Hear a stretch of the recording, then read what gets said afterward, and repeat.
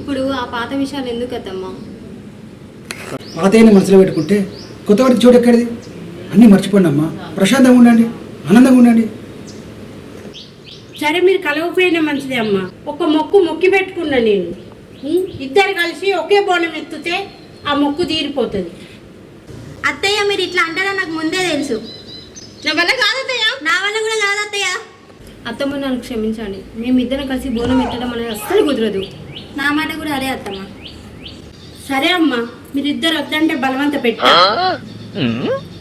ఏమండి, ఈసారి బోనం చేయకుండానే మన ఇంటికి వెళ్ళిపోదాం. ఆగండి అత్తయ్య, బోనం ఎత్తకుండానే వెళ్ళిపోతారా? మరి ఏం చేయాలి చెప్పు? నేను పెట్టుకున్న మొక్కు నెరవేర్తలేదు. అత్తయ్య మీరు ఒక్కరే బోనం ఎత్తండి ఈసారి. లేదట్లా, ఈ మొక్కు మన కుటుంబం కోసం. నా ఇద్దరు కోడళ్ళతోటి బోనం ఎత్తిస్తాను మొక్కుకున్నా.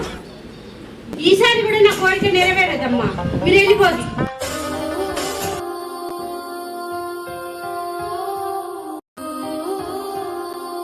రమ్మా, అనుకున్నది ఏం జరగలేదు. అమ్మవారి దయ ఉంటే అదే అవుతుంది.